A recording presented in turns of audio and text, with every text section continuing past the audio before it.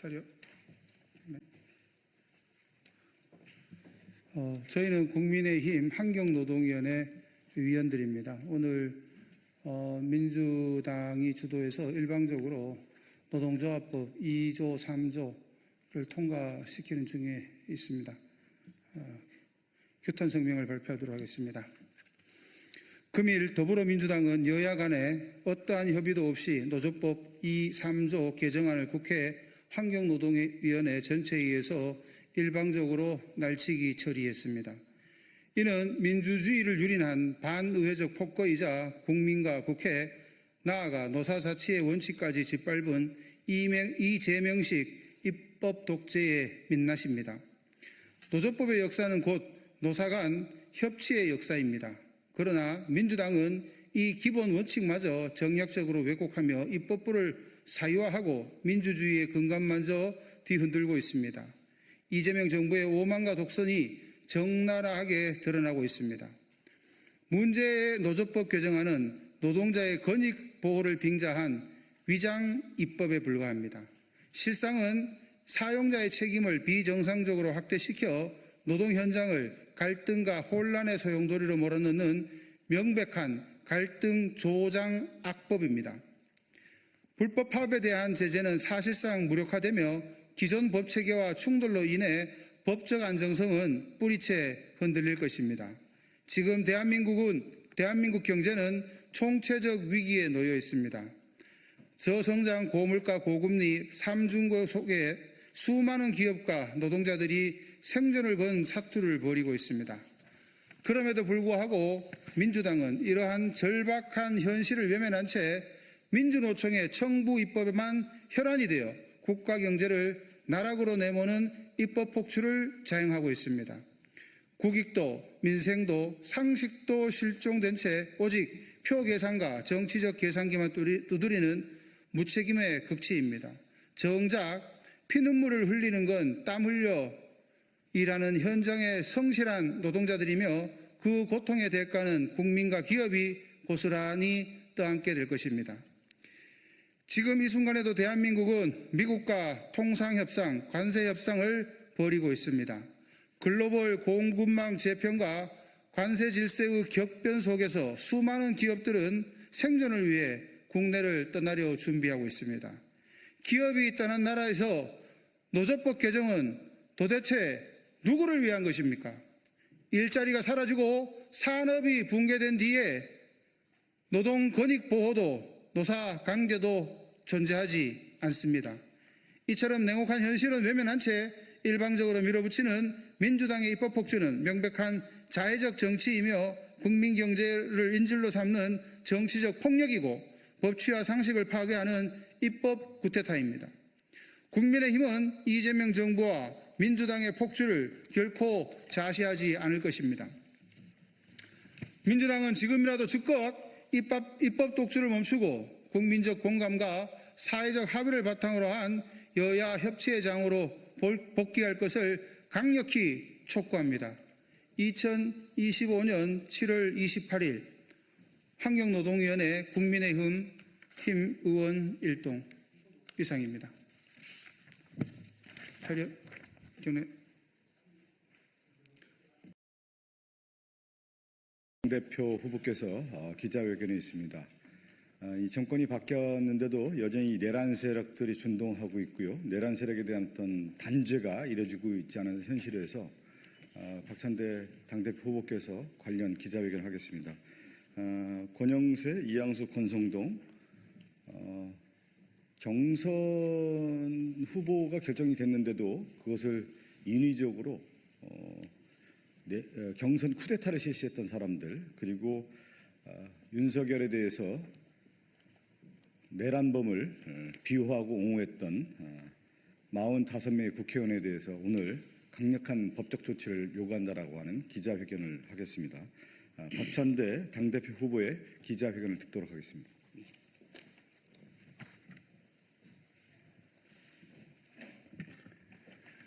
민주당 당대표 후보 박찬대입니다. 윤석열의 방패를 자처한 국힘당 의원 45인과 경선 쿠데타 3인에 대해서 끝까지 책임을 묻겠습니다. 법으로 단죄하겠습니다. 윤석열 방패 45인과 경선 쿠데타 3인 끝까지 책임을 묻겠습니다. 법으로 단죄하겠습니다. 존경하는 국민 여러분, 사랑하는 당원 동지 여러분, 더불어민주당 당대표 후보 박찬대입니다. 저 박찬대는 국민과 당원 여러분께 분명히 약속드립니다. 대한민국의 헌정 질서를 짓밟고 민주주의를 유린한 자들, 그 누구도 예외 없이 법의 심판대에 세우겠습니다. 오는 8월 3일 제가 당대표로 확정되는 즉시 국민의힘 권영세, 이양수, 권성동 세 의원을 고발하겠습니다. 이들이 벌인 일은 단순한 당내 정치 싸움이 아닙니다. 모두가 잠든 새벽, 경선을 조작하고 후보를 바꿔치기 하려 한 막장 사기극이자 내란 동조 세력의 대선 쿠데타였습니다. 이 과정에서 국민의 혈세가 포함된 경선 비용 160억 원을 허공에 날렸다는 의혹도 있습니다. 의혹이 사실이라면 배임 및 국고 손실입니다. 지난 25일 국민의힘 당무감사위원회조차 6.3 대선 후보 교체 결정이 불법이었다고 결론 내렸습니다. 국민의힘 당내 분쟁이 아니라 공직선거법, 국고손실죄, 횡령죄가 적용될 수 있는 명백한 형사 사건입니다. 그러나 그 결과는 고작 당원권 정지 3년, 그나마도 권성동은 봐줬습니다. 국민을 속이고 선거제도를 유린한 자들에게 이런 솜방망이 처벌이 과연 합당합니까? 대한민국의 선거를 농락한 자들이 당내 징계 하나로 끝내고 넘어간다면 법은 누구를 위한 것입니까? 당시 대선 후보였던 김문수 전 지사도 한덕수 후보의 선거운동은 선거법 제88조 위반이며 당 지도부는 매수 및 이해 유도죄에 해당한다고 명확히 지적한 바 있습니다. 검찰은 왜 수사하지 않았습니까? 이들이 윤석열 대통령의 최측근이기 때문입니까? 160억 원의 행방이 불분명하고 선거가 조작되고 헌법이 훼손됐는데 왜 아무도 처벌받지 않습니까? 대한민국의 이 법과 정의가 이 정도로 가볍게 무너져도 되는 것입니까? 권영세, 이양수, 권성동 의원, 불법 권력 찬탈을 실행해 옮긴 주범들이 반드시 그 대가를 치르게 하겠습니다. 이게 끝이 아닙니다. 윤석열의 방패막이 역할을 한 국민의힘 45명 역시 추가로 고발하겠습니다. 이들은 국가와 헌법의 수호자가 아닌 내란범의 방패가 되었습니다. 45명의 을사오적은 윤석열 체포를 막기 위해 인간띠를 만들고 사법 절차를 무력화시켰습니다. 이것은 내란 동조이며 특수 공무집행 방해죄에 해당합니다. 이들이야말로 윤석열의 범죄를 공모하고 대한민국의 민주주의를 파괴한 내란 공범입니다.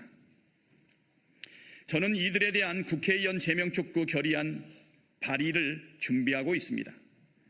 국민을 대신해 국회가 책임을 물어야 한다는 절박한 심정에서입니다. 그러나 국회의원 배지를 떼는 것만으로는 부족합니다. 형사적 책임도 반드시 물어야 합니다. 일반 재판부가 아닌 특별재판부에서 공정하게 재판받게 만들겠습니다. 저 박찬대는 끝까지 싸우겠습니다. 불법 경선을 주도한 3명, 내란을 방조한 45인, 그 누구도 법 위에 존재할 수 없습니다. 내란 동조 세력에게 면죄부는 없습니다. 그들이 짓밟은 헌정 질서와 민주주의는 그대로 복구되지 않습니다. 철저한 단죄만이 답입니다. 저는 반드시 묻겠습니다. 반드시 단죄하겠습니다. 끝까지 싸우겠습니다. 감사합니다.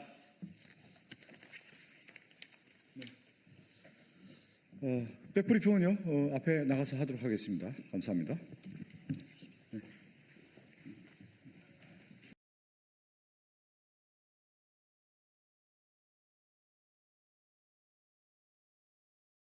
안녕하십니까. 사회민주당 대표 국회의원 한창민입니다. 오늘은 민생과 민주주의 회복을 위한 4대 개혁입법을 완수하자는 취지로 기자회견을 하도록 하겠습니다. 민생과 민주주의 회복을 위한 4대 개혁입법, 내란 세력의 방해를 뚫고 당당히 완수합시다. 내란 청산과 사회 대개혁이라는 국민의 열망을 품고 시작한 국민주권정부가 오늘로 출범 55일째를 맞습니다. 새 정부 출범 후 민생회복, 재난대응, 일터의 안전, 남북관계 및 외교 정상화를 위한 개혁 조치가 빠르게 진행되고 있습니다. 3대 특검 수사로 윤석열, 김건희 일당의 내란과 국정농단의 진상을 규명하는 것도 속도가 붙었습니다. 내란 세력의 흑막이 하나둘 드러나고 있습니다. 하지만 국정안전과 특검 수사에 비해서 국회의 개혁 입법은 더디기만 합니다. 윤석열 내란을 동조 또는 방조했던 국민의힘의 발목 잡기도 여전합니다. 이러한 현실을 뚫어야 합니다. 진정한 내란 종식은 내란 세력에 대한 단호한 처벌과 함께 내란 세력이 가로막은 개혁을 완수하는 것입니다. 지금 국회의 최우선 과제는 윤석열이 거부한 개혁을 신속히 처리하는 것입니다. 그것이 지난 겨울을 함께 이겨낸 국민의 준엄한 명령입니다. 저와 사회민주당은 노조법, 방송3법, 상법, 농업4법을 민생과 민주주의 회복을 위한 4대 개혁 입법 과제로 규정하고 7월 임시국회에서 반드시 통과시킬 것을 강력히 촉구합니다. 첫째, 노조법 2, 3조 개정안이 온전한 본회의를 통과할 수 있도록 최선을 다합시다. 어제 상임위에서 통과한 노조법 개정안은 비록 플랫폼, 프리랜서, 특수고용 노동자들의 노동자성이 존중되지 못한 것이 큰 아쉬움으로 남지만 간접 고용 노동자들이 진짜 사장과 교섭할 수 있고 부당한 손배 가압류를 제한할 수 있다는 점에서 의미 있는 진전입니다. 더는 비정규직 노동자들이 원청과 교섭하기 위해서 스스로 철창에 가두고 고공에 오르는 일은 없도록, 그리고 더는 노동자들이 감당할 수 없는 손해배상 청구와 가압류에 고통받는 일이 없도록 이번에는 끝을 봐야 합니다. 둘째, 윤석열의 거부권으로 무산된 농업4법 개정이 후퇴 없이 완수되어야 합니다. 특히 농민들이 지난 개정안에서 가장 높이 평가한 농산물 공정가격 보장제도를 반드시 포함시켜서 기후재난과 농산물 개방 압력에 맞서 식량 주권과 농민들의 삶을 지키는 농업개혁을 이뤄내야 합니다. 셋째, 38년 묵은 공영방송의 지배구조를 이번에는 꼭 바꿔내야 합니다. 그동안 여야 정당이 법률에도 없는 추천권을 행사하며 정권이 바뀔 때마다 낙하산 사장, 언론 장악 논란이 반복되었습니다. 정치권의 개입을 최소화하고 시청자, 학계, 종사자 등 다양한 주체들이 참여하도록 이사회 구성과 사장 선임 제도를 개선하는 법안이 반드시 통과되어야 합니다. 보도의 독립성과 제작 자율성을 뒷받침하는 임명동의제 역시 이미 많은 언론사에서 시행되는 제도입니다. 법률로 의무화해서 정권이나 대주주 교체에 따라 내부가 휘청이는 일이 없도록 이제는 만들어내야 합니다.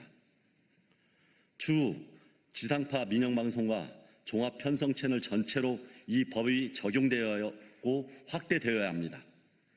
방송 3법을 조속히 처리하고 글로벌 OTT 자본의 영향력 확대에 맞서서 미디어 공공성과 다양성을 강화하기 위한 정책과 법체계 개편 논의에 우리가 함께 시작할 때입니다. 넷째, 자본시장의 공정성과 투명성 확보를 위한 상법 개정이 이제 완료되어야 합니다.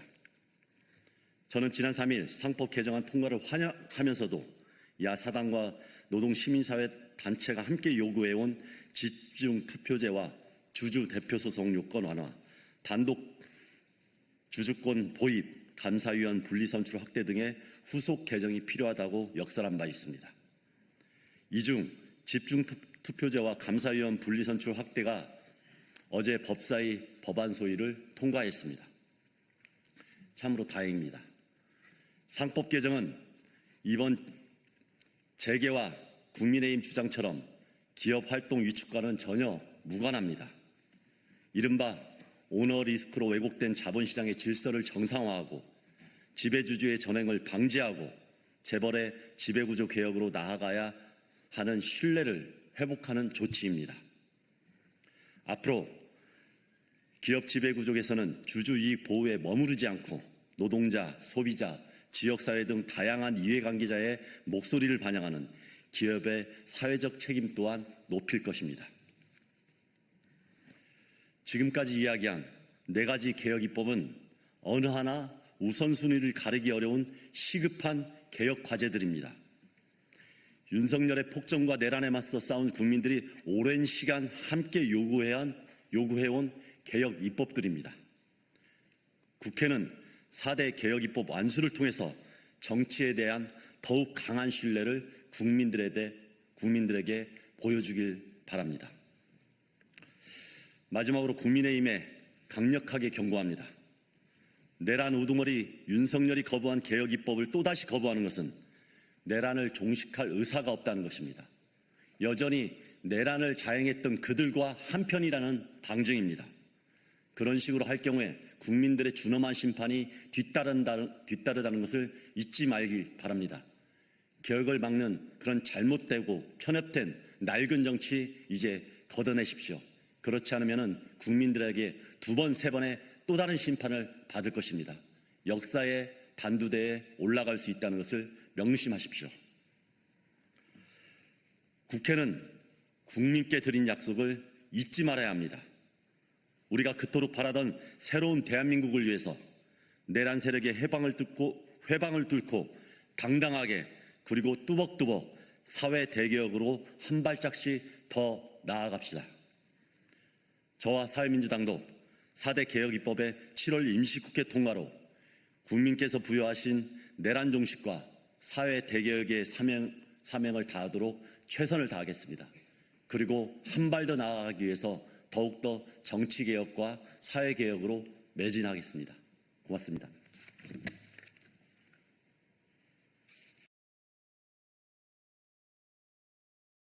더불어민주당 박경미 대변인입니다. 3가지 브리핑 드리겠습니다. 첫 번째, 윤석열 정부의 통일교 유착 의혹. 윤석열은 검찰권을 자신의 장난감으로 여긴 겁니까? 윤석열과 통일교 간의 유착관계를 의심할 만한 사례가 또 드러났습니다. 언론 보도에 따르면 김건희 모친 최은순 씨의 동업자이자 최측근인 락천 선생의 2019년 수첩에서 통일교 화살표 윤석열이란 메모가 발견되었습니다. 2019년 당시 통일교의 관계자들은 2,200억 원대의 횡령 배임을 저지른 혐의로 검찰 수사를 받고 있었습니다. 그러나 그해 7월 윤석열이 총장에 취임하면서 수사검사가 돌연 교체되고 12월 입증할 만한 증거가 없다는 이유로 불기소 처분이 내려졌습니다. 결국 2,200억 원대 횡령 배임 사건은 5달 만에 묻혔고 통일교는 처벌을 피해갔습니다. 통일교 화살표 윤석열 메모 그리고 불기소로 이어진 수사, 이것이 과연 우연입니까?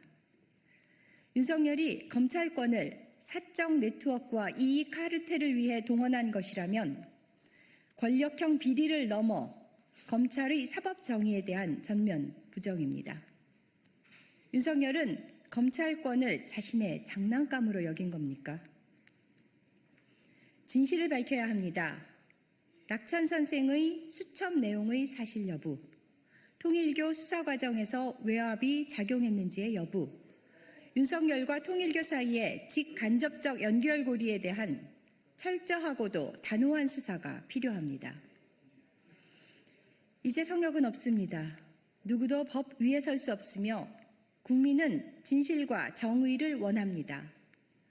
국민을 기만하고 사법정의를 훼손한 권력형 비리 의혹에 대해서 전면적 수사를 촉구합니다. 두 번째, 신천지 대선 경선 개입 의혹에 증거 있냐는 국민의힘, 손바닥으로 하늘을 가릴 수는 없습니다. 국민의힘은 신천지 신도가 대거 입당해 경선에 개입했다는 홍준표 전 대구시장의 의혹 제기에 증거 없다고 모르쇠로 일관하고 있습니다. 사안을 은폐하려는 의도입니다. 당시 윤석열은 일반 여론조사에서 열세였지만 당원 투표에서 압도적인 승리를 거두며 후보 자리를 거머쥐었습니다. 만약 외부 종교 집단의 조직적 개입이 있었다면 국민의힘 대선 후보가 아니라 신천지 대선 후보라는 비판을 받아 마땅합니다. 그럼에도 국민의힘은 민주당도 당원이 늘지 않았느냐는 적반하장식 물타기로 본질을 흐리고 있습니다. 민주당 당원이 는 것이 신천지의 조직적 개입과 무슨 상관입니까? 본질은 외부 단체의 조직적인 경선 개입 여부이지 당원 수의 증가 문제가 아닙니다. 손바닥으로 하늘을 가린다고 진실이 감춰지지 않습니다. 특정 종교 집단이 정당 경선에 개입해 후보 선출에 영향을 미쳤다는 의혹은 민주주의의 근간을 송두리째 흔들 수 있는 중대 사안입니다. 국민의힘이 공당을 자처하겠다면 책임 있는 자세로 의혹 해소에 나서야 합니다. 지금처럼 의혹을 외면하고 오만방자한 태도로 일관한다면 국민에게 정당 대접을 받지 못할 것임을 엄중히 경고합니다. 마지막 브리핑입니다. 단전단수로 언론을 입틀막하려던 윤석열 내란 세력, 자유를 외치며 국민의 자유를 빼앗으려 했습니다. 내란 특검은 이상민 전 행정안전부 장관에 대해 내란 중요 임무 종사, 직권남용 등 혐의로 구속영장을 청구했습니다. 이상민 전 장관은 결국 윤석열의 지시를 받아 MBC와 JTBC 등의 언론사에 대해 단전단수를 지시한 것으로 드러났습니다. 해당 지시는 소방청장을 통해 일선 간부까지 전달된 사실이 확인되었습니다. 판사 출신인 이 전 장관이 헌재 심판에서 위증을 했다니 정말 파렴치합니다. 이상민 전 장관에 대한 구속영장으로 윤석열 내란 세력이 불법 계엄을 성공시키기 위해 초유의 언론 탄압을 치밀하게 준비했음이 명백해졌습니다. 경찰과 소방 등 국민 안전을 지켜야 할 책임자가 본분을 망각하고 불법 계엄을 앞장서 도운 것도 모자라 언론사를 물리적으로 봉쇄하려는 시도를 했습니다. 전두환 신군부가 계엄을 앞세워 언론을 장악하고 보도를 통제했던 야만적인 행위를 윤석열 내란 일당이 21세기에 그대로 답습하려 했다는 사실에 참담함과 분노를 금할 수 없습니다. 독재를 욕하면서 독재국가를 만들려고 했다니 헛웃음만 나옵니다. 국민에게 자유를 빼앗으려고 한 내란 세력이 자유를 외치고 있으니 기가 찹니다. 윤석열 내란 일당의 언론 탄압 기도는 민주헌정 질서를 유린한 중대 범죄입니다. 다시는 언론의 자유가 국가 권력에 짓밟히지 않도록 윤석열 일당의 국헌 문란 범죄를 사법 정의의 이름으로 단죄해야 합니다. 네, 이상입니다. 감사합니다.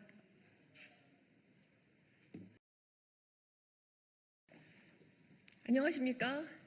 국회 교육위원회 강경숙 의원입니다. 저는 지난 6월 18일 20시경 전북 익산의 한 고등학교 남학생이 같은 학교 신규 여교사에게 신체 주의 부위 사진과 성희롱성 메시지를 보낸 사건에 대해서 강력하게 규탄하고 관련 기관의 합당한 조치를 촉구하고자 이 자리에 섰습니다.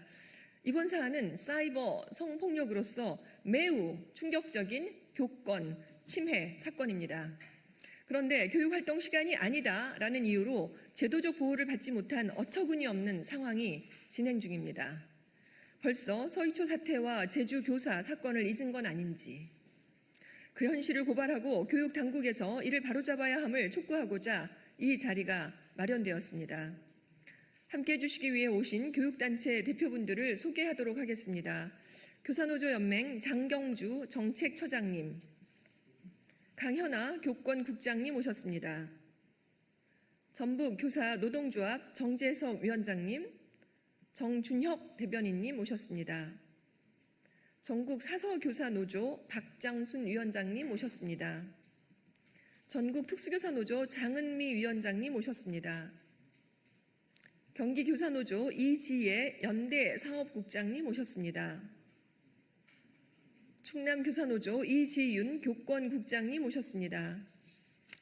중등교사노조 왕건환 연대협력국장님 오셨습니다. 낭독 후에는 강현아, 이지윤, 왕건환님께서 자유발언해 주시겠습니다.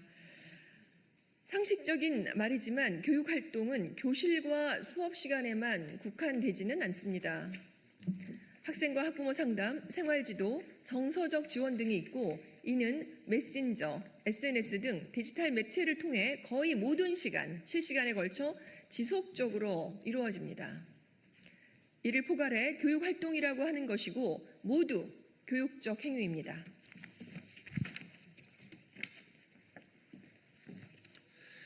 전북 익산의 한 고등학교에서 벌어진 이 사건은 제자인 남학생이 신규 여교사에게 인스타그램 계정으로 다이렉트 메시지, DM을 보내면서 벌어진 일입니다. 이 남학생은 자신의 신체 주요 부위를 촬영해 신규 여교사에게 사진을 보냈고 여기에 더해 성희롱성 메시지까지 보냈습니다. 이 신규 여교사는 큰 수치심과 충격을 받았습니다. 사건 이후 일부 학생들이 이 사건을 이미 알고 있다는 것에 또 한 번 상처를 받았습니다. 이윽고 교사는 정상적인 수업 진행이 어려운 상태에 이르렀습니다. 해당 사진과 메시지는 인스타그램에서 1회 열람 후 삭제되는 방식이어서 증거 확보도 어려웠습니다. 사안 자체가 이렇게 큰 문제였는데 이후 처리 과정에서도 큰 문제가 발생했습니다. 피해를 받은 신규 여교사는 교육활동 침해를 호소하며 학교에 신고했고 학교는 익산교육지원청에 사안을 보고했습니다. 이 신규 여교사는 사건 직후인 6월 19일에 전북특자도 교육청에도 법률 지원 신청서를 제출했습니다. 이에 전북자치도 교육청은 법률 문서와 중대사안 보고 요청을 익산교육지원청에 2차례 진행했었고 전북자치도 교육청은 교육부에 6월 25일에 중대사안 보고를 했습니다.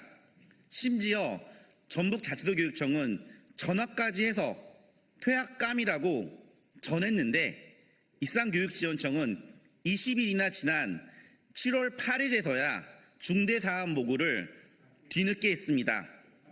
상급기관에 여러 차례에 걸친 자문과 요청도 무시한 것입니다. 결국 7월 14일 익산교육지원청은 교권보호위원회를 열었는데 만장일치로 교권 침해가 아님을 결론 내렸습니다. 이 사안이 교원지휘법 시행령이 명시한 성폭력처벌법 제2조 제1항에 해당되지 않는다며 교육활동 시간의 발생이라는 이유로 침해 인정을 하지 않은 것입니다.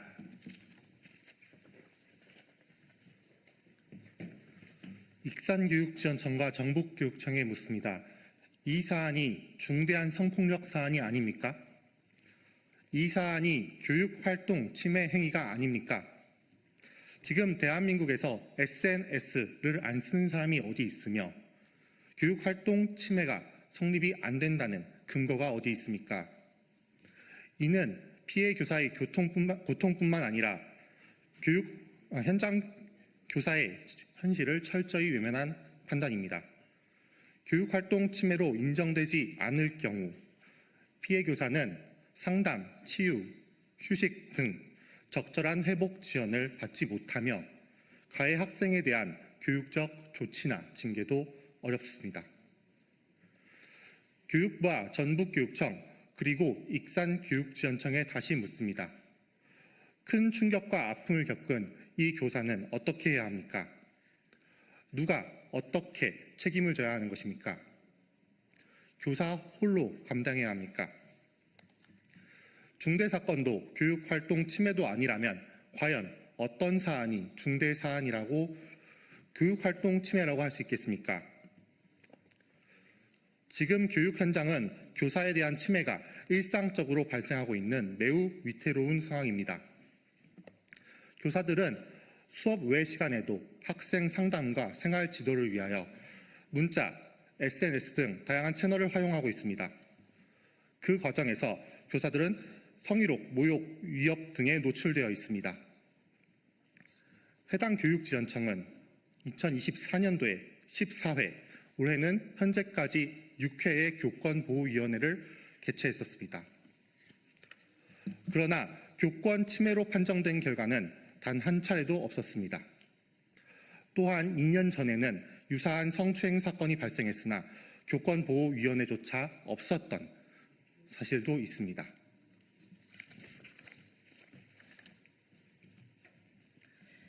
교사들은 학생이나 보호자로부터 다양한 형태의 교권 침해를 겪고 있지만 피해 발생 후 실질적인 보호를 받지 못하는 취약한 상태에 놓여 있습니다. 교육부는 2024년 교권보호위원회 접수 교권 침해 건수를 4,234건으로 발표했습니다. 최근 5년 경향을 보더라도 매우 높습니다. 교원단체와 교원노조에서는 실제 교권 침해가 더 많다고 보고 있습니다. 2023년에만 10년차 미만 교사는 500명 이상이 학교를 떠났습니다. 교권 침해, 교육 현장에선 여전히 너무 많고 제대로 잘 해결되지 않고 있습니다. 이대로 둘 것입니까?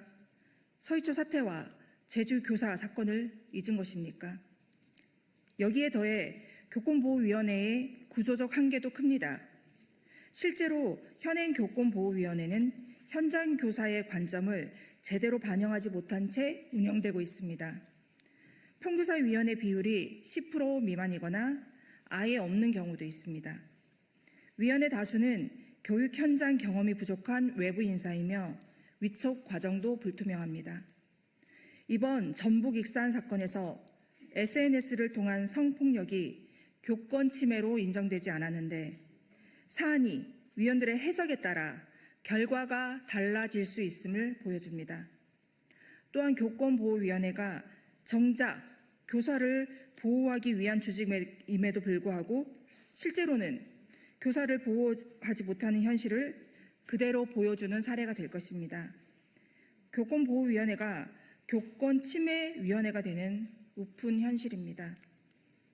교권보호위원회는 단순한 심의기구가 아니라 교사를 보호하는 마지막 보루이자 유일하게 기댈 수 있는 제도적 장치입니다. 위원회 구성의 전문성 강화, 평교사 비율 확대, 위촉 과정의 투명화, 이런 기준의 현실화 없이는 제도에 대한 신뢰 회복은 불가능합니다.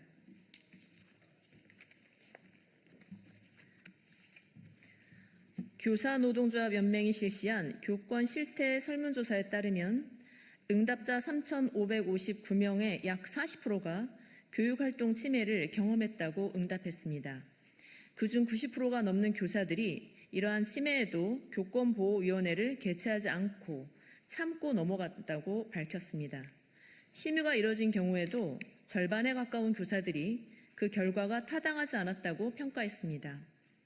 현재 가장 시급한 과제로 교사들은 아동복지법, 교원지휘법, 학교안전법상 교육활동 범위 등 관련 법령과 그에 따른 매뉴얼이 실제 교육 현장의 어려운 상황을 반영하지 못한다고 응답했습니다. 현행 학교안전법과 같은 법 시행령은 교육활동을 수업시간과 교실 중심으로 한정하고 있는 한계가 있습니다. 수업시간 외 SNS를 이용한 성희롱, 괴롭힘 역시 교육활동 침해로 인정받아야 하고 필요하다면 법 개정도 해야 합니다. 이제는 교사를 실질적으로 보호할 수 있도록 교권보호 기준과 절차, 관련 법령과 시스템 전반을 다시 점검하고 전면적으로 개편할 시점입니다. OECD와 유네스코는 물론 대한민국 교육부와 교육청이 지향하고 있듯이 미래 교육에서도 교사들은 교육의 핵심입니다. 늘어만 가는 현실의 교육 활동과 앞으로 감당할 미래 교육을 위해서라도 교사의 활동은 계속 확장할 것입니다. 그에 상응하는 보호장치 또한 반드시 강화되어야 합니다. 교육 활동이란 무엇입니까? 교사의 노력이 인정되지 않고 교권 침해로부터 제대로 보호받지 못한다면 그 어떤 교육도 지속될 수는 없을 것입니다.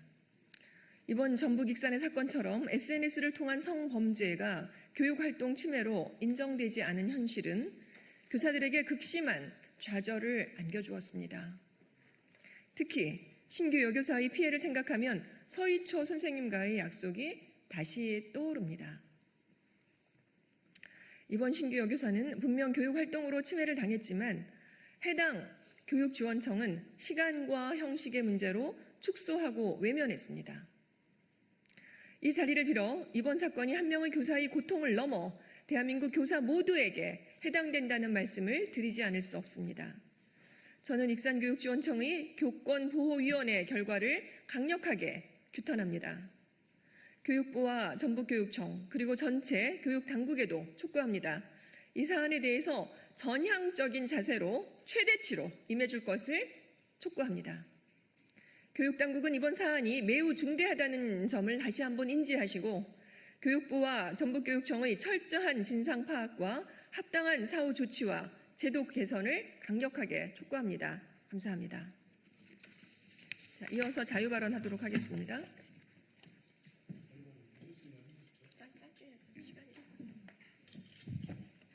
네, 안녕하세요. 전북교사노동조합 수석 부위원장 강연아입니다. 저는 오늘 이번 디지털 성범죄 사건의 피해 선생님과 함께 나눈 이야기를 바탕으로 그 목소리를 대신 전하고자 이 자리에 섰습니다. 처음 이 사안을 접했을 때 익산교육지원청이 내린 교육활동 침해 아님이라는 결정을 도저히 납득할 수 없었습니다. 피해 선생님은 학생들의 동기 유발과 상담 등 교육적 선의를 가지고 SNS 계정을 운영해 왔습니다. 하지만 그 교육적 선의는 익명의 학생에 의해 무참히 짓밟혔고 교사는 심각한 디지털 범죄의 피해자가 되었습니다. 더욱 안타까운 것은 가해 학생이 그 행위를 동학년 학생들에게 소문으로 퍼뜨려 선생님은 명예훼손으로 2차 피해를 입게 되었다는 점입니다. 피해 선생님은 자존감이 무너졌으며 정상적인 교육활동은커녕 평범한 일상마저 유지하기 어려운 상태에 놓여 있습니다. 그토록 사랑하는 학생들과의 소통조차 두렵게 느껴지고 교사로서의 사명감을 지키며 살아가는 일이 점점 버겁게 느껴진다고 털어놓으셨습니다. 우리 사회에서 성범죄의 피해자는 피해를 입었으나 오히려 주변의 따가운 시선과 소문 등으로 2차 가해를 당합니다. 허위 사실과 왜곡된 소문은 이제 그만 멈춰주십시오. 이 사건에 연루된 이들 사이에 책임 떠넘기기도 또 누군가의 고통을 농담거리로 소비하는 일도 모두 멈춰주시길 간곡히 요청드립니다. 깊은 상처를 입은 선생님이 다시 교단에 설 수 있도록 따뜻한 지지와 진심 어린 배려를 보내주시길 부탁드립니다.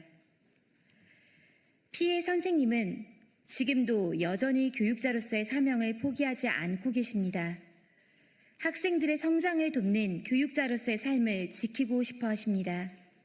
정작 본인은 더 이상 교단에 설 수 없을 만큼 큰 상처를 입었지만 가해 학생이 다른 학교에서라도 무사히 졸업하길 바란다는 메시지를 익산교육지원청 교권보호위원회에 서면으로 전달하였습니다. 극심한 수치심과 자책, 무력감 속에서도 여전히 교육자의 길을 살아가려는 이 선생님의 마음을 우리가 지켜줘야 한다고 생각합니다. 감사합니다.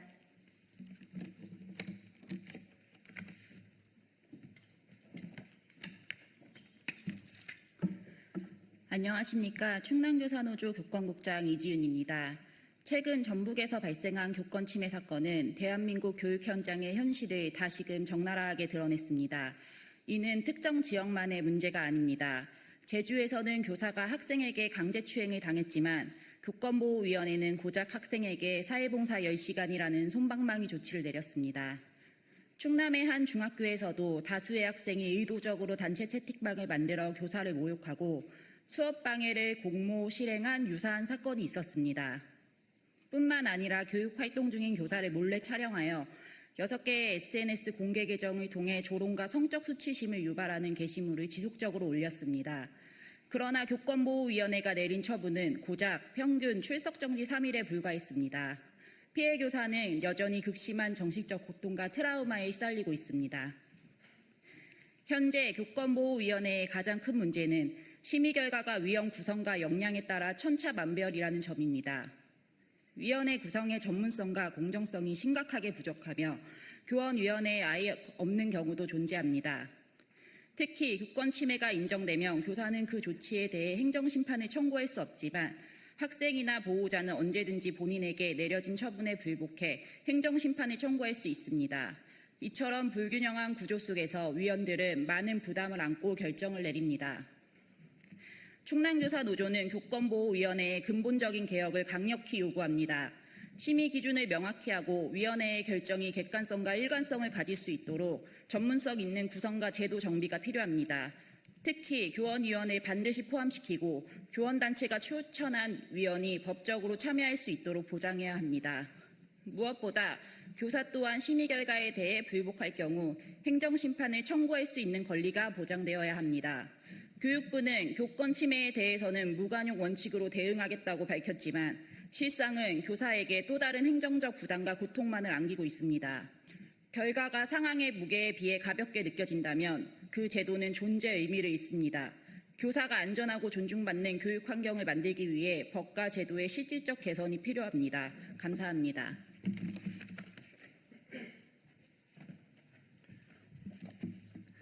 중등교사노동조합 연대협력국장 왕건환입니다.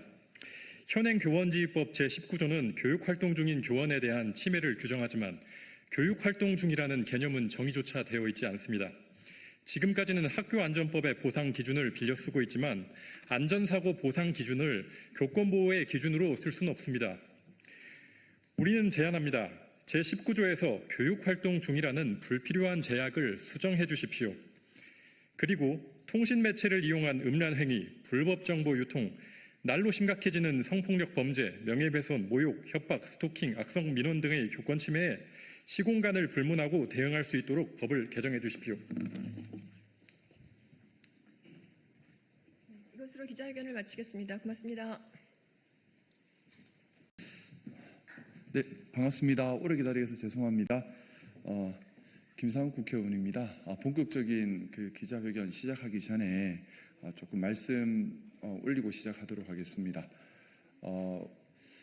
보험회사가 우리나라에서 어떻게 보면 독과점 체제로 되어 있는 부분이 있습니다. 그렇기 때문에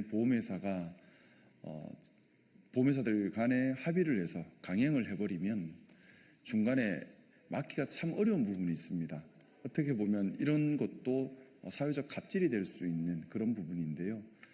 국민 대다수 일상생활에 영향을 줄 수 있는 자동차 보험과 관련된 긴급한 이런 현안이 하나 지금 생겼는데 지금 이것이 충분히 여론화되지 못하고 8월 16일부터 시행이 돼버리면 예를 들어 내가 가진 자동차가 사고가 났는데 그러면 피해자 입장에서는 당연히 원상회복하기를 원하지 않겠습니까? 그런데 그게 아니라 그 부품을 순정 부품이 아니라 확인되지 않은, 검증되지 않은 부품을 써야 되고 순정 부품을 쓰면 피해자인데 돈을 더 내야 되는 이상한 불합리한 그런 개정이 이루어지고 있습니다. 이건 국민 모두에게 좀 비상식적인 관행을 보험회사에서 지금 만들려고 하는 겁니다. 그리고 또 과연 순정 부품을 대체할 만한 성능이 있는 것인가 이걸 검증하는 것이 참 중요할 텐데 이 검증 체계가 신뢰도 있게 갖춰져 있지 않은 상태에서 또 강행되는 부분이 있습니다. 이런 문제들 때문에 저희가 좀 긴급하게 오늘 기자회견을 준비했습니다. 네, 그러면 오늘 함께 하신 분들 좀 그 사회를 좀 두고 봐주시면 좋을 것 같은데요. 좀 사회를 봐주시면서 소개드리고 직접 말씀을 좀 듣도록 하겠습니다. 안녕하십니까. 한국수입자동차정비협회 홍문표 회장입니다. 오늘 이 기자회견을 이렇게 마련해 주신 김상욱 의원께 먼저 감사의 말씀 드리겠습니다. 오늘 함께한 기자회견을 진행하게 된 단체를 소개드리도록 하겠습니다. 금방 말씀드렸던 한국수입자동차정비협회 그리고 차량기술사회, 한국소비자연맹이 기자회견을 함께하도록 하겠습니다. 먼저 한국소비자연맹에서 기자회견문을 낭독하도록 하겠습니다. 안녕하십니까. 한국소비자연맹 경지연 사무총장입니다.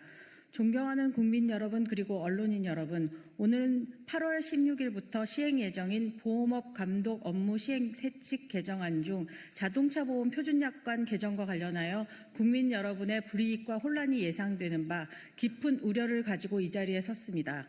이번 개정안의 핵심 중 하나는 차량 수리 시 신부품의 개념을 명확히 한다는 명분 아래 OEM 부품과 함께 품질 인증 부품을 보험 수리비 인정 기준에 포함시킨 것입니다.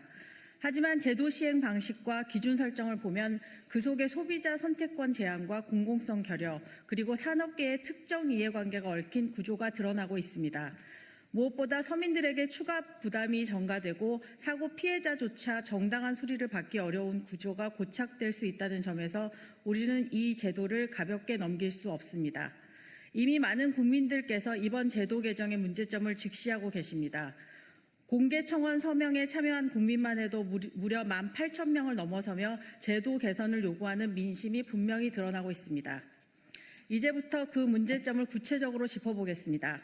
첫 번째 문제점은 순정 부품 사용 시 오히려 소비자가 더 내야 하는 기이한 구조라는 것입니다. 지금까지 소비자가 품질 인증 부품을 선택하면 OEM 부품과의 차액을 돌려받는 구조인 페이백 제도가 있었습니다. 하지만 이번 개정으로 가장 저렴한 부품을 기준으로 보험금이 책정되기 때문에 오히려 OEM 부품을 사용하고자 할 경우 소비자가 그 차액을 추가 부담해야 합니다. 결국 차량 손해 피해자임에도 불구하고 내가 원래 쓰던 부품을 그대로 쓰기 위해선 더 많은 돈을 내야 하는 상황이 발생합니다. 이 제도는 국민 정서에 정면으로 반하며 소비자의 권리를 침해하는 것입니다. 차량기술사의 김성호 회장입니다. 오늘 그 보험업 개혁 약관 개정과 관련해서 차량기술사에서는 기술적 관점에서 검토한 내용들을 말씀드리도록 하겠습니다. 먼저 품질인정 권한이 특정 단체에 집중되어 있는 구조입니다. 문제는 보험인정 부품의 품질인정을 특정 단체가 독점하고 있는 것인데요. 이 단체는 품질인정 부품 인정기관으로서의 역할을 수행하면서 동시에 국내 부품 제조사들과의 이해관계를 대변하는 단체입니다. 인정 기준의 공정성과 투명성, 객관성에 대한 우려가 나올 수밖에 없습니다. 특히 해외의 경우 품질 인정 기관은 두세 개가 경쟁하며 상호 보완 감시하는 구조인 데 비하여 우리나라는 단일 기관이 정권을 쥐고 있어 제도적 견제 장치가 전무한 상황입니다. 중소기업 활성화 명분에도 실상은 대기업 자회사 중심으로 고착화하는 제도입니다. 금융감독원은 품질 인정 부품 사용을 통해서 중소기업 부품 산업이 성장할 수 있다라고 주장하지만 실제 국내 OES 부품 시장은 대기업 자회사들이 대부분 점유하고 있으며 이들 업체는 품질 인정을 받은 부품의 상당수를 제조, 유통하는 주요 사업자들입니다. 정작 중소기업은 진입조차 어려운 구조에서 소비자 선택권 제한과 대기업 부품만 허용하는 결과는 명백히 시장을 왜곡하는 것입니다. 자동차 정비 현장의 준비 미흡으로 8월 시행이 너무 이르다는 생각을 합니다. 개정 시행일이 불과 보름 정도 남았지만 정비업계와 보험업계 현장에서는 전산 시스템의 구성과 사용, 세팅, 부품 번호, 호환성 검토 등의 작업도 제대로 준비되어 있지 않습니다. 더욱이 품질인정 부품 재고와 공급망 또한 확보되지 않았으며 이를 갖추기 위한 준비 작업도 많은 시일을 필요로 하고 있는 상황입니다. 일선에서 일하는 보험사 직원이나 정비업체 모두 어떻게 해야 하는지를 모르고 있는 상황에서 현장의 혼란만 가중시키고 있습니다.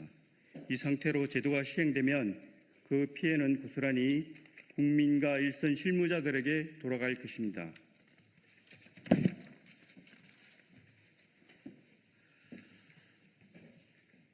네, 저는 현장 중심의 지금 시행되는 문제점에 대한 부분을 설명드리도록 하겠습니다. 제도 개선 촉구 사항입니다. 첫 번째, 인증업체의 단독 인증 체계 철저 검토 및 제3자 인증기관 확대. 품질인증부품 제도는 정부 주도 또는 독립된 제3자 기관이 담당해야 하며 해외처럼 인증기관 두세 개가 경쟁하며 상호 보완 감시해야 합니다. 또한 인증 기준과 절차는 국민에게 투명하게 공개되어야 합니다. 두 번째, 소비자 고지 및 선택권 보장 절차 법제화. 수리 시 OEM, OES, ODM, 품질 인증 부품 등의 명확한 설명과 소비자의 동의가 반드시 선행되어야 합니다. 보험사는 소비자 선택권을 제한해서는 안 됩니다. 세 번째, 기존 페이백 제도 유지 및 확대. 국민이 품질 인증 부품을 자발적으로 선택했을 때만 차액을 돌려주는 보상형 구조를 유지해야 합니다. 강제 저가 기준은 폐지되어야 합니다. 네 번째, 정비업계, 보험업계 협의체 즉각 구성 및 공동 가이드라인 수립, 전산 코드 표준화, 품질 인증 조달 가능 여부, 보험 적용 범위 등을 사전 협의해야 합니다. 다섯 번째, 제도 시행 유예 및 시범사업 도입. 혼란을 막기 위해 2025년 하반기까지 시행을 유예하고 시범 운영을 통해 문제점을 점검 보완해야 합니다.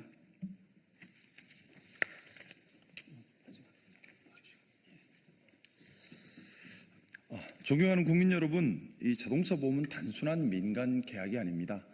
그리고 이번 개정을 통해서, 약관 개정을 통해서 전 국민들께 직접적인 이해관계가 있는 일입니다. 그런데 우리가 기자회견을 통해서 듣고 보고 하신 것처럼 준비가 되어 있지 않습니다.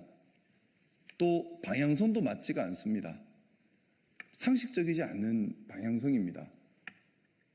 과연 인증기관이 제대로 국민들께서 신뢰할 수 있는 인증기관인지, 이 방향성에 대해서 국민들에게 충분히 설명을 하고 양해를 구하고 합의를 얻은 것인지 우리는 의문을 제기할 수밖에 없고요.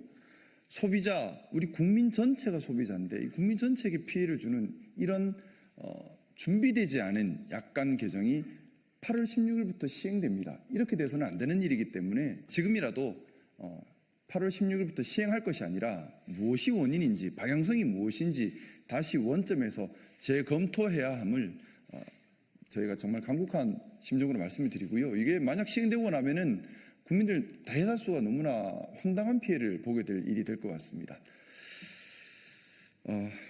국민 여러분의 권익을 지키고 자동차 산업의 건전한 발전을 도모하기 위한 공정하고 투명한 자동차 보험 제도가 정착될 수 있도록 많은 관심과 성원 부탁드리겠습니다. 고맙습니다. 오늘 기자회견을 개최해 주시고 함께해 주신 분들을 소개하고 마무리하도록 하겠습니다. 우선 김상우 의원님, 차량기술사의 김성호 회장님, 소비자연맹의 담당자분 사무총장님, 오늘 이렇게 함께해 주셔서 감사드리고, 이 관련된 내용에 있어서 국민들이 이해할 만큼의 법 제도나 관련 규정이 제대로 진행되고 시행될 수 있도록 많은 도움 부탁드리고 저희들의 앞으로 같이 함께할 수 있도록 노력 다하도록 하겠습니다. 감사합니다. 예, 시작하겠습니다. 진보당 수석 대변인 홍성규입니다. 두 가지 말씀 드리겠습니다. 첫 번째입니다. 노란봉투법은 우리 국민들을 살리는 법입니다.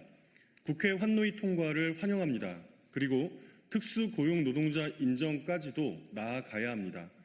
노조법 2, 3조 개정안이 국회 환경노동위원회를 통과했습니다.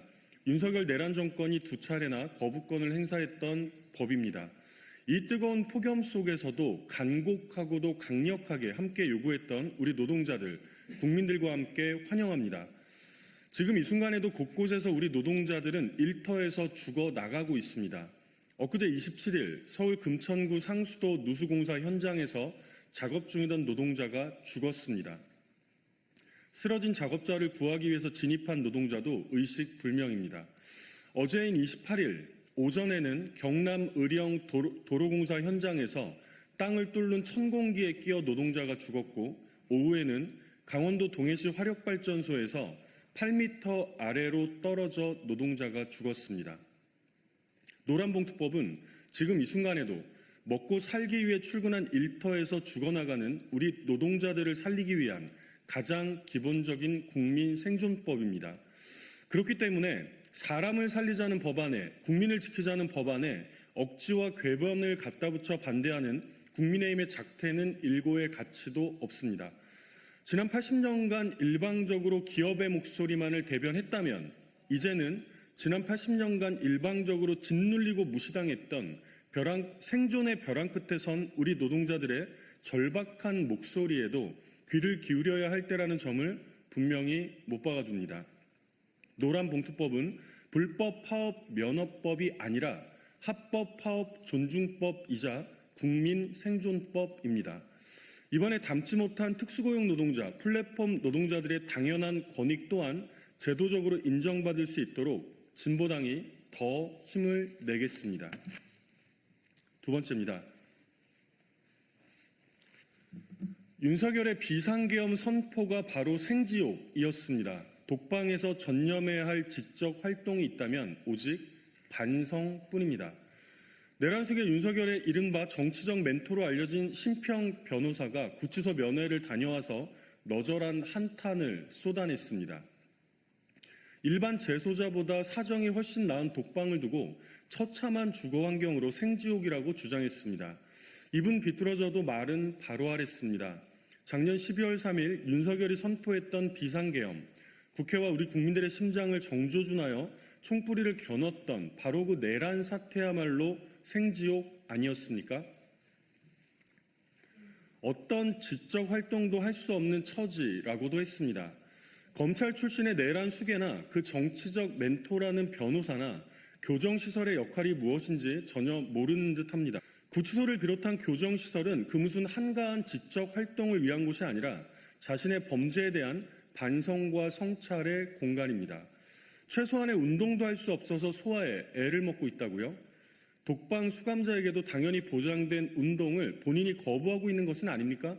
게다가 윤석열은 오늘 김건희 특검의 첫 소환 조사마저 거부했습니다. 운동도 하고 출석도 하라는데 모두 다 거부하면서 운동 부족이라니 그야말로 지나가던 개가 풀 뜯어먹는 소리입니다. 정말로 멘토이자 변호사가 맞다면 심평은 미국과 서방 국가들의 개입 운운하는 흰수작일랑 당장 집어치우고 의뢰인에게 최소한의 반성과 성찰부터 충고해야 마땅합니다. 무엇보다 특검과 재판의 출석 요구에 성실하게 응하는 것은 기본 중의 기본 아닙니까? 이상입니다.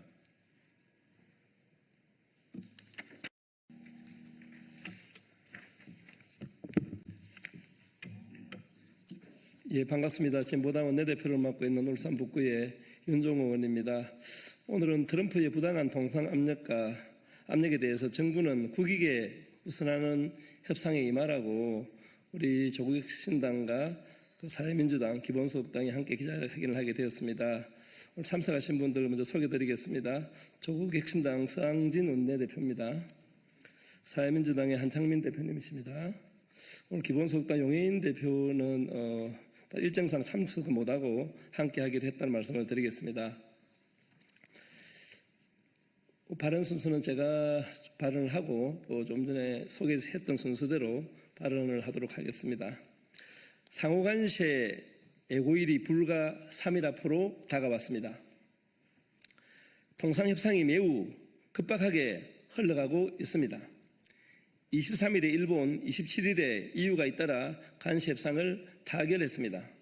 그런데 그 내용을 살펴보면 상황이 만만치 않아 보입니다. 야사당은 요구합니다.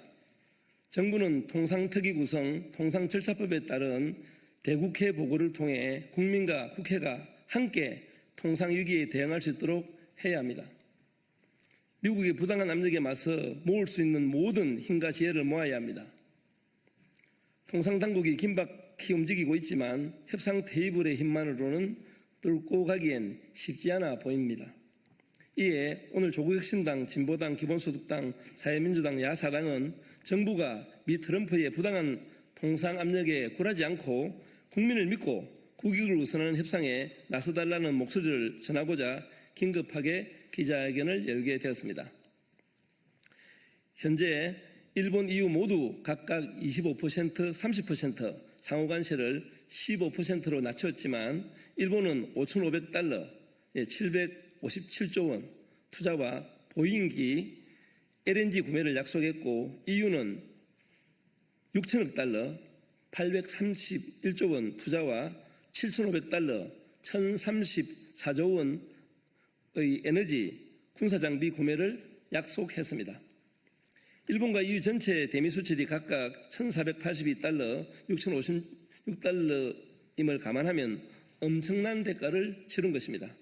트럼프는 간시협상이라는 미명하에 동맹을 협박하여 막대한 금액을 뜯어내고 있습니다. 불량배나 다름없는 동맹 수탈입니다. 한국에도 수백조 원의 대미 투자, 농축산 시장 개방, 국방비 정액, 무기 강매 등을 압박하며 우리 경제 안보 주권을 위협하고 있습니다. 이미 통상당국은 농축산물에 대한 전략적 판단, 패키지 딜 조율을 언급하며 우리가 내줄 카드를 저울질하고 있습니다. 조선업 협력, 국방비 정액, 1,000억 달러 플러스 알파는 이미 기정사실화된 것처럼 보도되고 있습니다. 문제는 협상 결과가 우리에게 미칠 영향이 막대함에도 국회 보고를 포함해서 어떤 정보도 제대로 공유되지 않고 있다는 점입니다. 국민과 함께해야 제대로 국익을 지킬 수가 있습니다. 손에 쥔 협상 카드를 이리저리 끼워 맞추는 것으로 달려드는 불량배를 막아낼 수는 없습니다. 국민주권정부는 국민을 믿고 우리 국익과 주권 수호에 나서야 합니다. 국회도 지난 겨울 국민과 함께 민주주의를 지켰던 그 결단과 기세로 주권 수호에 나서야 합니다. 비상한 시기입니다. 진보당은 민생과 주권을 지키기 위해 국회에서 강장에서 할 수 있는 모든 행동을 해 나갈 것입니다. 예, 감사합니다.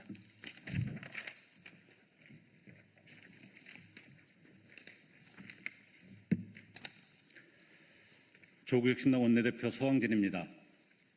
현재 한미 통상협상 과정에서 드러나는 미국의 태도는 협상이 아니라 노골적 압박입니다. 미국은 관세를 무기 삼아 상호 이익이 아닌 일방적 복종을 강요하고 있습니다. 우리는 이미 미국의 제조 부흥에 크게 기여했습니다. IRA, 즉 인플레이션 감축법 이후 한국 기업들은 배터리, 반도체, 전기차 분야 등에 100조 원이 넘는 대미 투자를 단행했습니다. 지금도 미국 조선업을 위한 수십조 원 규모의 지원 카드를 안고 관세 협상에 나서고 있습니다. 그런데 미국이 내미는 카드는 무엇입니까? 소고기 수입 확대, 농산물 검역 완화, 식량 시장 개방 등 식량 안보까지 협상 테이블에 올리라 요구하고 있습니다. 한국 농업은 더 이상 물러설 자리가 없습니다. 수십 년간 통상협상에 희생돼 왔고 그 결과는 식량 자급률 추락, 농가 부채 증가, 농촌의 붕괴였습니다. 농산물 수입에 더해 디지털 플랫폼 규제 완화, 방위비 분담금 대폭 증액, 그리고 한반도 주변 질서를 크게 흔들 전략적 유연성 압박까지 전개되고 있습니다. 지금 미국은 자국 우선주의를 내세워 PR을 가리지 않고 관세 폭탄을 퍼붓고 있습니다. 동맹국에게 오히려 더 가혹한 요구를 쏟아내고 있습니다. 이것이 과연 가치 동맹을 말하던 미국의 본심인지 엄중히 묻지 않을 수 없습니다. 이재명 정부는 국민 주권 정부라는 이름에 걸맞게 미국의 일방주의 협상에 당당히 대처하길 바랍니다. 현재의 통상협상이 매우 어렵고 불리한 상황이라는 점을 국민께 솔직히 설명하고 국민을 믿고 협상에 임하길 바랍니다. 조국혁신당은 국민 주권 수호를 분명히 하는 정부의 대미 협상 과정에서 쇄빙선이 되어 맨 앞에서 지지하고 지원할 것입니다. 이상입니다.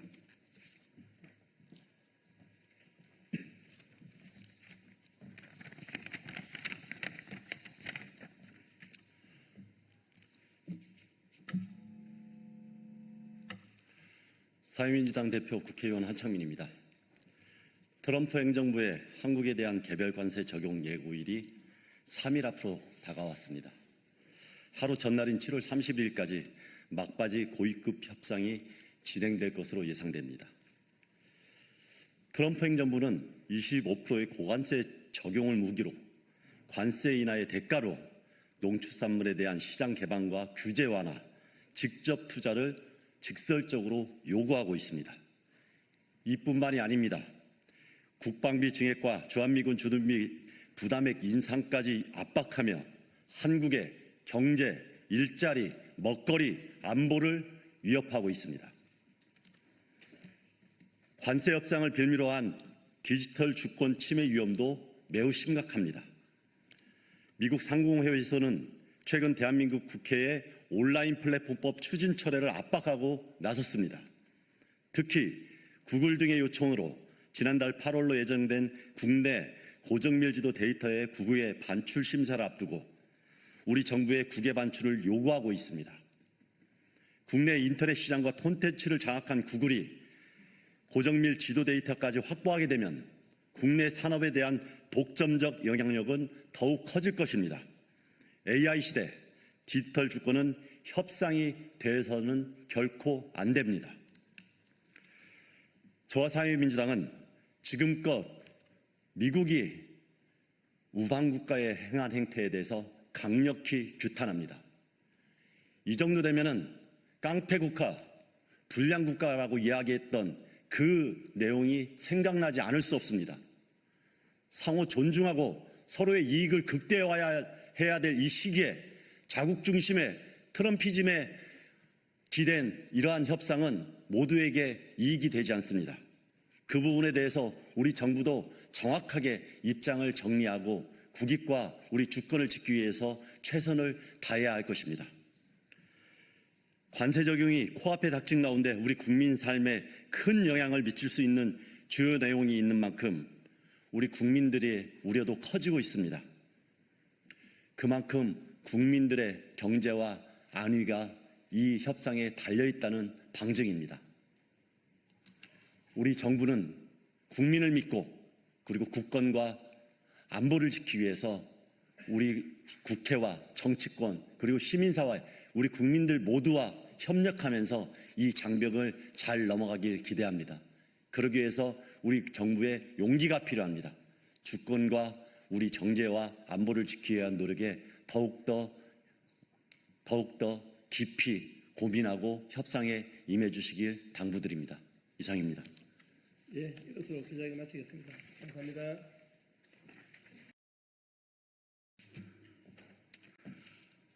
국민의힘 국회의원 한기호 의원입니다. 오늘 기자회견 자리를 마련한 것은 군 법무관 출신으로 군에서도 불온서적 관련하여 지정하는 것에 대한 반대를 해서 파면이 되었고 헌법소원을 내고 여기에 대해서 인용되어서 다시 군 법무관으로 복귀하였다가 2023년에 전역을 한 입지전적인 인물인 지영준 변호사가 국가인권위원회 상임위원 후보로 지정됐다가 논란이 빚어져서 오늘 이 자리를 빌어서 본인의 입장을 밝히겠다고 해서 이 자리에 모시고 왔습니다. 지영준 변호사님의 말씀을 직접 듣도록 하겠습니다.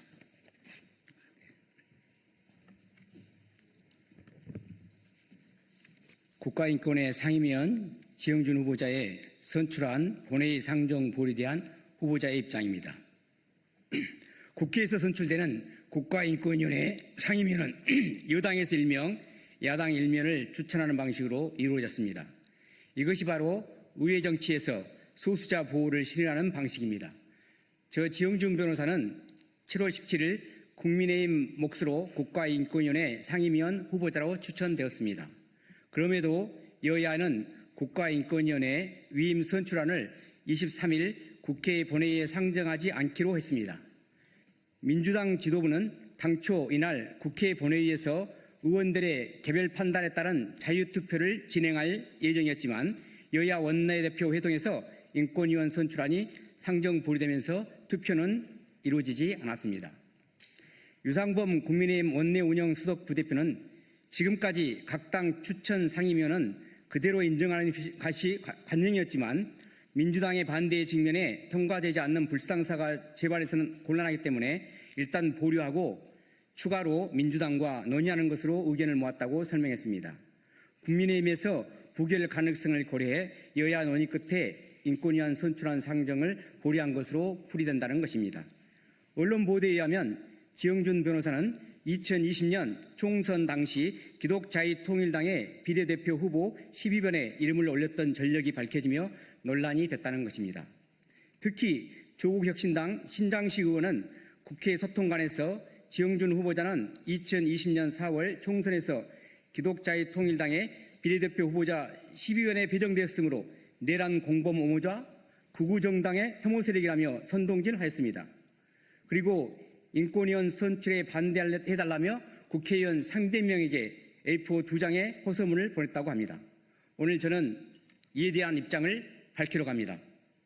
무엇보다 저에 대해 국가인권위의 상임위원 선출을 반대하는 이들이 문제 삼고 있는 것은 제가 2020년 4월 15일 제21대 국회의원 선거에서 기독자유통일당의 비례대표 12번에 이름을 올렸다는 것입니다. 그런데 당시 저는 2008년 국방부의 불온소적 사건으로 징계위원회에 해부되어 파면 처분을 받아 현역 주의를 다투는 소송이 계속 중이었고 2018년 대법원 전원합의체에서 징계사유에 해당되지 않는다는 판결을 받았습니다. 그리고 2019년 10월 18일에 서울행정법원에서 현역 군인의 주의에 있음을 확인한다는 판결을 받았습니다. 2020년 4월 15일 총선은 제가 현역 군인의 주의에 있음을 법원으로부터 확인받고 그 신분이 확정되지 않은 상태에서 치러지는 선거입니다. 정당법에 의하면 현역 군인은 정당의 당적을 가질 수 없습니다. 정당의 당원이 아닌 자는 국회의원 비례대표 후보자 명부에 이름을 올려도 공직선거법상 후보자 등록은 무효입니다. 이와 같이 당시 법적 효력도 없는 기독자유통일당의 비례대표 12번을 문제 삼는 것은 다른 목적이 있음을 의심하지 않을 수 없습니다. 한편 저는 7월 17일 국가인권위 상임위원 후보자로 추천하기 한 달 전인 지난 6월 18일 순지개병 최상병 특검으로부터 대통령실에 추천된 특검 후보자 8명에도 이름을 올렸습니다. 내란 특검 등 3대 특검법에 의하면 현재 정당의 당적을 가진 자이거나 과거에 가졌던 자도 특검 보호의 결격 사유에 해당됩니다. 그런데 제출된 저의 경력은 2023년 9월까지 현역으로 되어 있어 정당의 당원이 될 수 없음이 소명됩니다. 이렇게 불과 한 달 전에 순지개벽 최상병 특검에 특검보 후보자로 추천된 사람이 내란 공범 옹호자입니까? 분명하게 말씀드리지만 소위 내란 특검 등 3대 특검 후보자가 추천된 인사를 특검 후보자로 추천된 인사를 내란 공범 옹호자라고 주장하는 것은 어불성설이고 분명한 허위 사실입니다. 앞서 본 바와 같이 순지개병 최상병 특검보 후보자 8명의 이름으로 올리게 되면 대통령님은 그중 4명을 특검보에 임명하기에 특검보에 임명될 확률은 50%입니다. 반면 기독자유통일당의 비례대표 12번에 이름을 올리면 국회의원에 당선될 확률은 거의 제로입니다. 그럼에도 후보자를 유지하게 된 것은 제가 당시 한국교회 동성애 대책협의회 인권위원으로서 추천되었기 때문입니다. 기독자유통일당은 기독교의 가치와 자유통일의 가치를 실현하는 것을 목표로 하는 가치정당인데 선거운동 기간인 2020년 3월 26일부터 4월 15일까지 21일 동안 기독교 자유통일당에서 한국교회 동성애 대책협의회 인권위원으로서 한 활동이 내란 옹호입니까? 주지하다시피 2020년 4.15 총선에서 새로 도입된 연동형 비례대표제는 소위 소수정당의 원내 진입의 길을 터주기 위한 것으로 대의정치에서 소수자 보호 원칙을 구현하기 위한 것입니다. 기독자유통일당은 원외 정당으로 정치적 소수자 또는 종교적 소수자로 구성된 소수 집단입니다. 이와 같이 정치적 소수자인 소수 집단을 구구정당 혐오 세력이라고 낙인 찍는 것, 이것이 바로 국가인권위의 혐오 표현 리포트에서 말하는 전형적인 혐오 표현입니다. 조국혁신당이 비록 원내에서는 소수 정당이지만 원내 정당이 원외 정당에 대해 내란홍보 극우 정당이라고 낙인 찍는 것, 이것이 바로 사회적 강자인 원내 정당의 사회적 약자인 원외 정당에 대한 혐오 선동이요 혐오 표현이라 할 것입니다.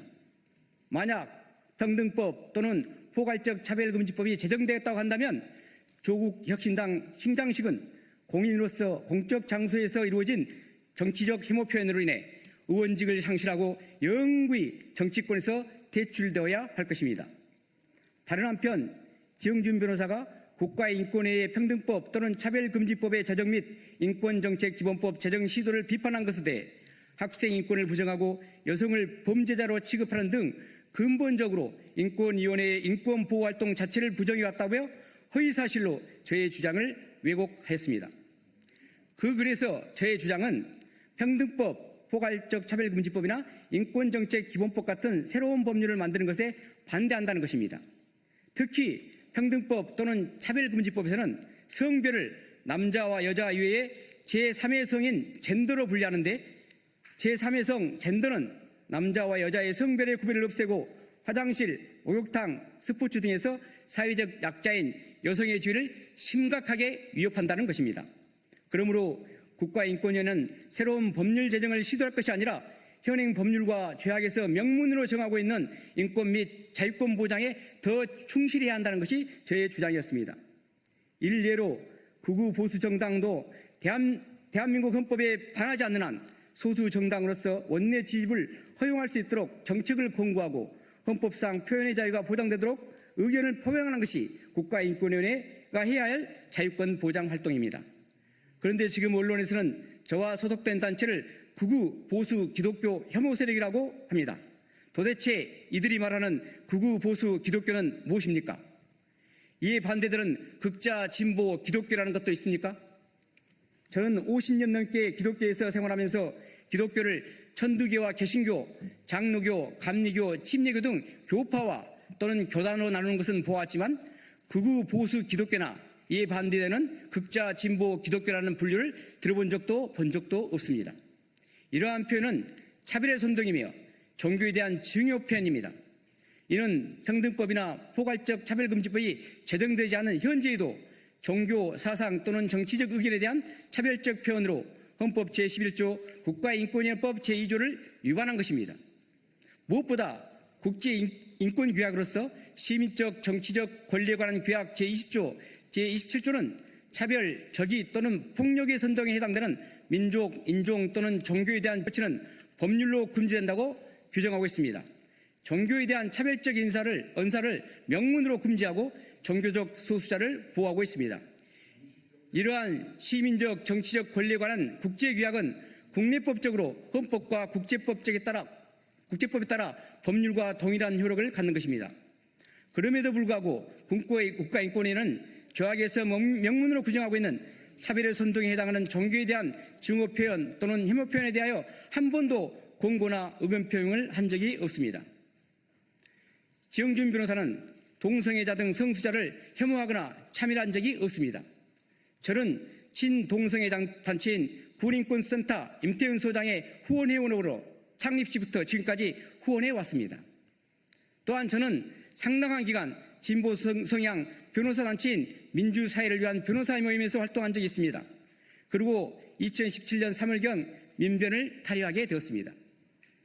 제가 민변을 탈의하게 한 경위는 국회에서 바른군 인권연구소 주관 토론 발제자로서 군내 동성애를 처벌하는 군형법 제92조의 6을 폐지하는 것에 반대하는 발제를 한 것이 문제가 되었습니다.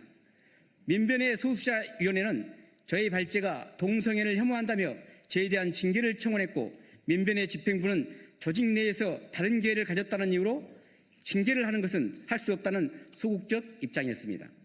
이러한 집행부의 소극적 입장에 대해 성소수자들이 경향신문 기자에게 제보하였고 그 기자는 민변 집행부에게 왜 동성애를 혐오하는 회원에 대해 징계 절차를 진행하지 않는지 계속 괴롭혔다는 것입니다. 제가 이 소식을 듣고 민변 집행부와 상의한 후에 탈퇴하기로 한 것입니다. 저는 이 사건 이후 민변에서조차 다른 의견을 인정하지 않는 동성애 독재라는 표현을 실감하게 되었습니다. 이후 저는 계속 군내 동성애 처벌 조항인 군형법 제96조의 2에 대한 존치 필요성을 주장하고 바른군인권연구소를 통해 헌법재판소에 의견서도 제출했으며 헌법재판소에서는 2023년 10월 26일 위 조항에 대해 합헌을 결정했습니다. 이와 같이 군내 학문 선교 등 동성애 처벌 조항에 대해 존치 필요성을 주장한 것이나 동성애 처벌 조항에 합헌 결정을 한 헌법재판소가 동성애자 등 성소수자를 혐오하는 것입니까? 조국혁신당 신장식 의원은 소수정당을 극우정당이라며 사상 또는 정치적 의견에 대해 차별하고 종교에 대한 차별선동 및 증오 표현으로 국제인권조약을 위반했습니다. 이것에 대해서는 반드시 정치적 법적 책임을 져야 할 것입니다. 또한 저 지용준 제 개인에 대해 명예훼손과 인격권을 침해함으로써 정보통신망법 위반의 형사책임과 손해배상 등 민사상 책임도 져야 할 것입니다. 결론입니다. 요컨대 제가 2020년 4월에 기독자의 통일당 비례대표 12번에 한국교회 동성애 대책협의회 인권위원으로서 이름을 올리게 된 것은 제가 2017년 민변을 탈퇴하면서 진보 성향 단체라고 자처하는 민변에서조차 어찌할 수 없는 동성애 독재 현상을 몸소 경험했기 때문입니다. 당시 저는 2019년 10월 18일에 행정법원으로부터 현역 군인의 지위에 있음을 확인한다는 판결을 선고받았기에 신분이 아직 확정되지 않은 상태에서 정당에 가입할 수도 없었으며 정당원이 아닌 비례대표 국회의원 후보자 등록은 공직선거법상 그 자체가 무효입니다. 아울러 지영준 후보자는 7월 17일, 18일 국가인권위 상임위원으로 국민의힘 몫으로 추천을 받기 전인 지난달 6월 18일에 순직해병 최상병 특검의 특검보 후보자 8명에도 추천되었습니다. 이와 같이 불과 한 달 전 특검보 후보자로 대통령실에 추천된 사람을 내란 공범 옹호자로 선동하는 것은 명백한 허위사실입니다. 이러한 사실을 외면하고 조국혁신당 신장식 국회의원이 국가인권위 상임위원 후보자로 추천된 지영준 변호사를 극우 내란 공범 옹호자로 선동하고 300명의 국회의원에게 상임위원 선출에 반대해달라는 호소문을 보낸 것은 명백한 인권권 침해 및 기본권 침해 행위에 반드시 민형사상 책임을 져야 할 것입니다. 경청해 주셔서 감사합니다.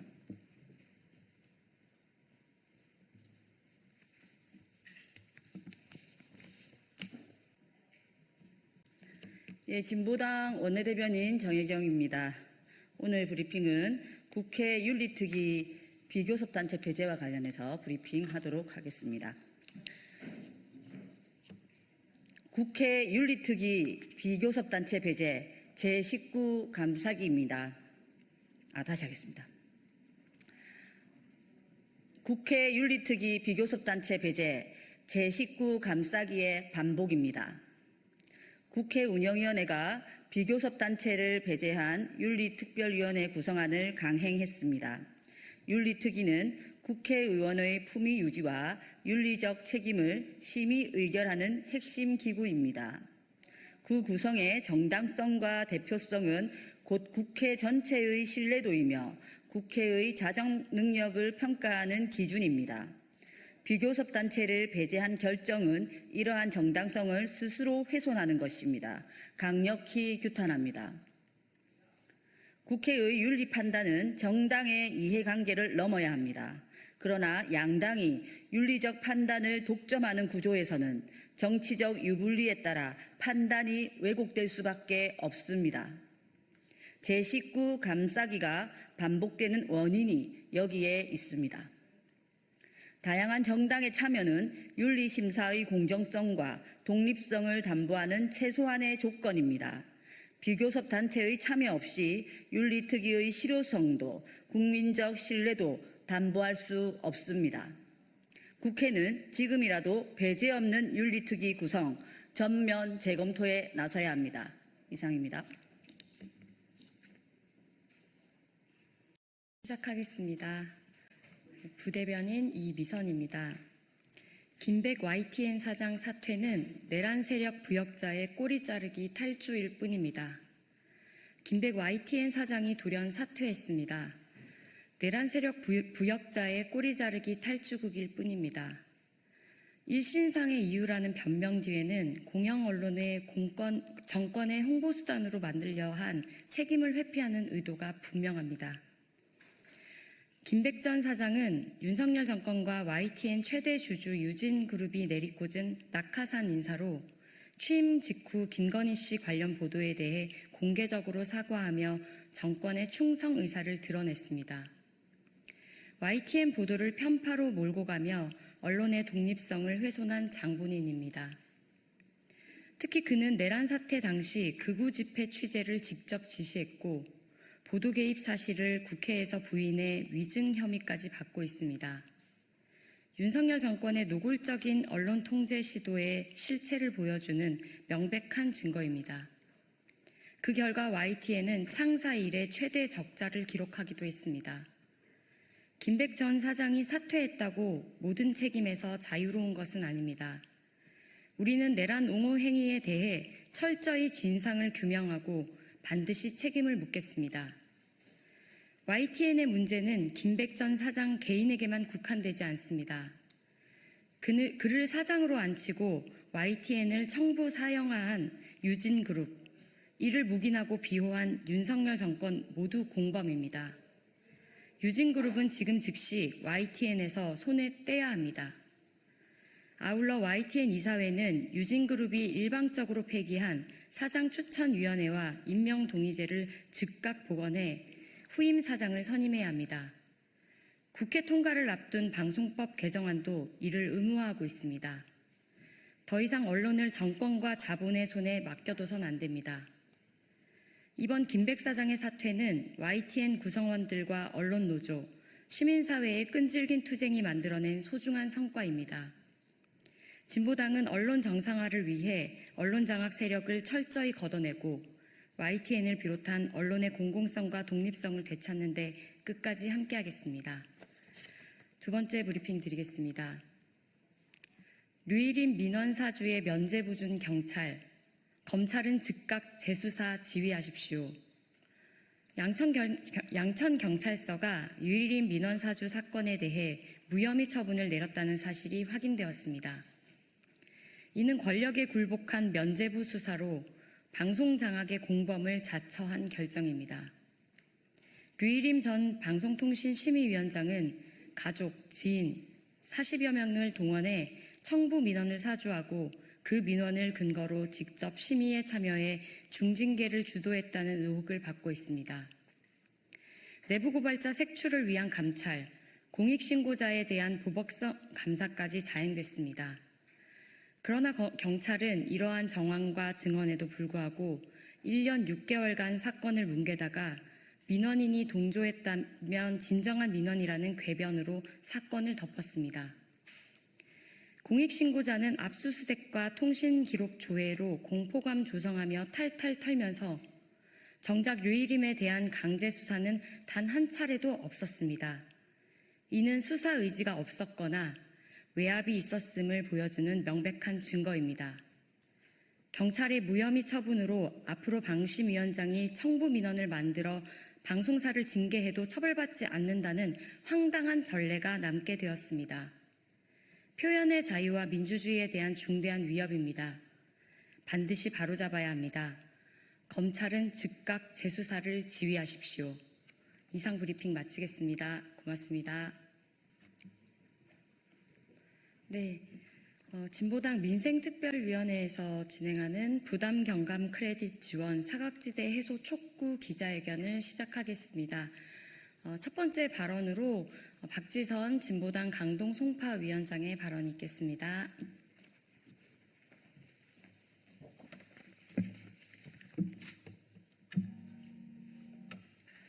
네, 안녕하십니까. 진보당 강동 송파 위원장 박지선입니다. 며칠 전 송파의 한 주민분으로부터 민원 전화를 받았습니다. 얼마 전 소상공인 부당 경감 크레딧 50만 원을 받았는데 쓸 수 있는 곳이 없다는 이야기였습니다. 지난 7월 초 중소벤처기업부와 소상공인 시장 진흥공단에서 연 매출액 3억 원 이하 소상공인에게 50만 원의 크레딧을 카드로 지급했습니다. 이 크레딧은 전기, 가스, 수도 등의 공과금이나 4대 보험료에만 쓸 수 있도록 사용처를 한정하였습니다. 이 전화를 주신 사장님은 국민연금은 이미 모두 납부한 연세이시고 나머지 3대 보험은 가입자의 부양가족으로 되어 있어 납부 의무가 없습니다. 그래서 전기, 가스, 수도 등 공과금에만 크레딧을 사용할 수밖에 없는 상황에 있습니다. 전기, 가스, 수도세로 크레딧을 사용하고자 입점 건물 관리사무소에 문의해 보니 해당 건물은 집합 건물이라 전기, 가스, 수도세가 분리되지 않는다는 답변을 받았습니다. 결론적으로 이 분은 50만 원의 크레딧을 사용할 곳이 없어진 것입니다. 중소벤처기업부에 이럴 경우에 어떤 방법이 있느냐고 문의했으나 이미 정해진 것이라 어떻게 할 수 없다는 답변만 받았습니다. 이 사정을 듣고 알아보니 이렇게 사각지대에 있는 소상공인들이 많았습니다. 집합 건물의 경우 한전에서 직접 청구서를 받지 못하는 경우가 많아 이분처럼 사용할 곳이 없는 경우가 허다합니다. 특히 연 매출 3억 원 이하의 소상공인 중 다수가 이런 집합 건물에 입점해 있습니다. 소상공인을 살리겠다는 명목으로 만들어진 부담 경감 크레딧을 실제로 사용할 수 있는 소상공인이 적다면 밑빠진 독에 물 붓기가 아닙니까? 중소벤처기업부와 소상공인시장진흥공단은 소상공인들이 크레딧을 사용할 수 있는 현실적인 대책을 마련해야 합니다. 소상공인의 부담을 경감하겠다고 했으나 크레딧의 사용처를 한정하여 결국 50만 원을 공중에 날릴 수밖에 없는 전시 행정을 바꿔야 합니다. 대책 마련을 촉구합니다. 감사합니다. 네, 바로 이어서 김성은 진보당 민생특별위원장의 기자회견문 낭독이 있겠습니다.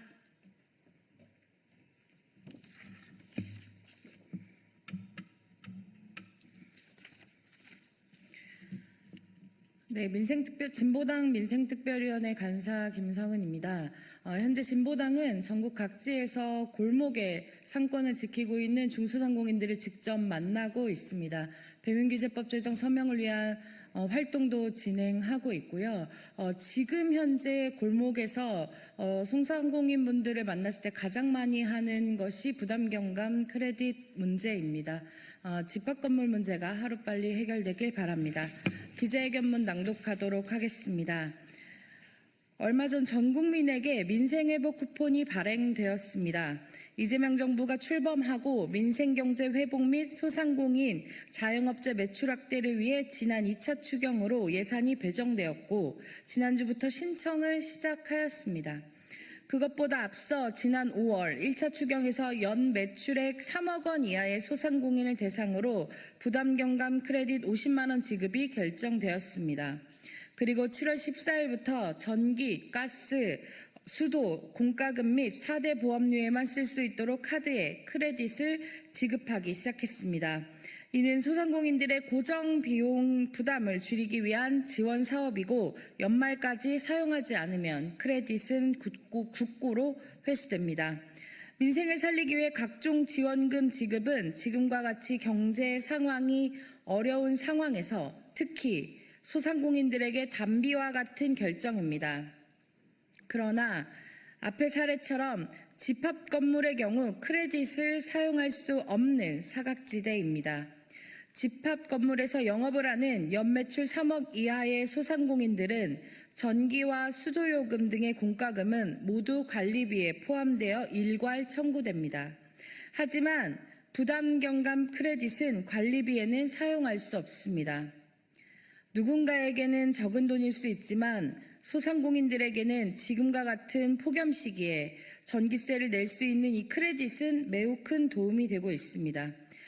중소벤처기업부는 부담경감 크레딧의 지원 대상인 111만 명 중 69.1%인 215만 명이 신청했다고 밝혔습니다.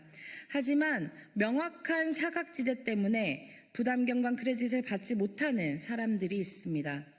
진보당 민생특별위원회는 실제로 소상공인들에게 도움이 되는 대책 마련을 촉구합니다. 중소벤처기업부는 지금이라도 보완 대책을 마련해야 합니다. 작년에 소상공인들에게 전기세 지원을 했을 때는 선 납부 후 증빙자료 제출하면 현금으로 환급을 받았습니다. 방법은 찾아보면 무엇이든 가능합니다. 소상공인 경감 크레딧 사용 기한은 올해 12월 31일까지입니다. 아직 시간이 있습니다. 빠른 시일 안에 보완 대책을 마련할 수 있도록 진보당은 지속적으로 요구하고 만들어가도록 하겠습니다. 감사합니다. 네, 이것으로 기자회견 마치겠습니다. 고맙습니다. 네, 국민의힘 수석대변인 곽규택입니다. 대미 협상에서는 기업을 내세우고 안에서는 규제로 손발 묶는 이재명 정권, 이율 배반의 극치입니다. 어제 국회 법사위 소위원회에서는 경영권 위협법인 상법 추가 개정안이, 환노위에서는 불법 파업 조장법인 노란봉투법이 여당 단독으로 잇따라 일방 처리되었습니다. 민주당이 정치적 협의와 사회적 수기도 없이 상법과 노조법을 단독 통과시킨 것은 한국 산업의 중심축을 무너뜨릴 위험한 자해행위를 한 것과 같습니다. 그런데 아이러니하게도 이재명 정부는 외교 무대에서 법안으로 타격을 입게 될 기업들을 앞세워 한국 경쟁력의 상징처럼 포장하고 있습니다. 마스가 프로젝트를 제안하며 미국과의 협상에서 조선업의 세계적 경쟁력을 전면에 내세우고 있는 것입니다. 국내에선 규제로 손발을 묶어놓고 해외에선 기업의 경쟁력을 방패로 이용하는 이율 배반적 태도에 과연 이재명 정부가 기업을 파트너로 보는 것인지 희생양으로 보는 것인지 묻지 않을 수 없습니다.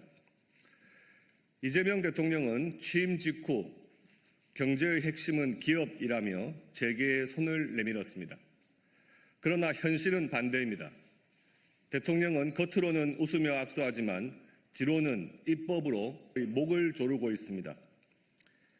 기업이 믿고 따라가야 할 국정의 리더십이 오히려 앞뒤가 다른 이중적 메시지로 혼란과 불신을 가중시키고 있는 상황입니다.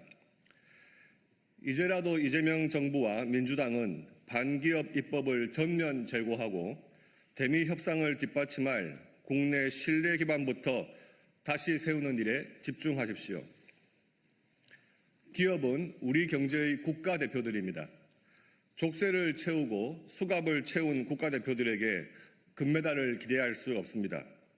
오히려 국가대표들이 국적을 바꾸려 하지 않을까 우려하지 않을 수 없습니다. 네, 감사합니다.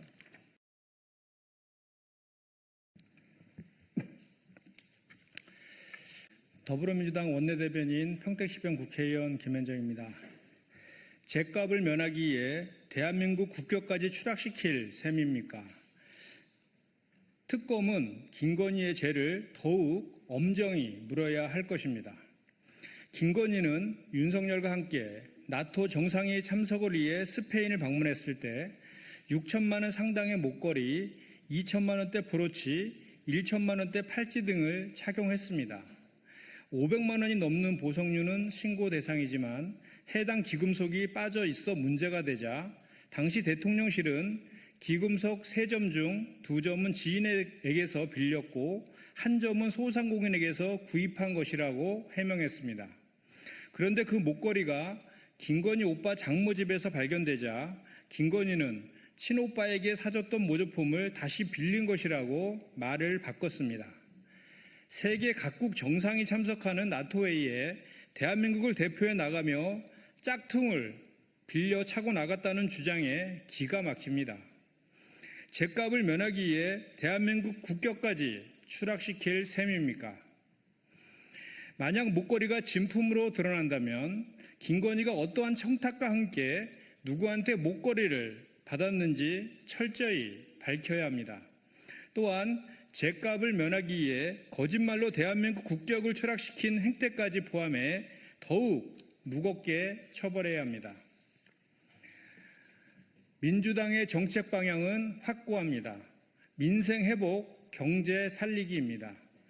국민의힘이 상법과 노조법 개정안이 상임위를 통과하자 노골적인 대기업 편들기에 나섰습니다. 특히 송원석 국민의힘 원내대표는 기업을 옥죄고 시장 경제를 파괴하며 결국 대한민국 경제를 파탄으로 몰고 갈 것이라며 저주에 가까운 폭언을 쏟아냈습니다.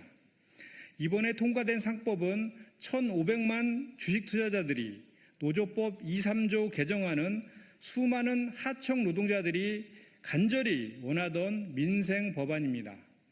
상법 개정안은 자산 2조 원 이상 상장 회사는 집중 투표제를 의무화하고 감사위원 분리선출 인원을 1명에서 2명으로 확대하는 것을 골자로 합니다. 상법 개정안은 기업 운영의 투명성을 확보하자는 법안이고 법사위에서 수차례의 소위원회와 2차례의 공청회를 진행하는 듯 충분한 심의 절차도 거쳤습니다. 노조법 개정안은 하청 노동자의 노동기본권을 보장하고 노사 교섭을 촉진하기 위한 것으로 국회가 2차례나 통과시켰지만 윤석열이 독단적으로 거부권을 행사했습니다. 국민의힘은 대기업과 소액 주주들, 대기업과 노동자들을 갈라치고 국민들께 공포감을 심는 파렴치한 행태를 중단하길 바랍니다. 더불어민주당의 정책 방향은 확고합니다. 민생 회복, 경제 살리기입니다. 그리고 기업과 노동자가 함께 잘 사는 대한민국을 만드는 것입니다. 이재명 정부와 더불어민주당은 반드시 코스피 5천 시대를 열고 민생 경제를 회복시키겠습니다. 이상입니다.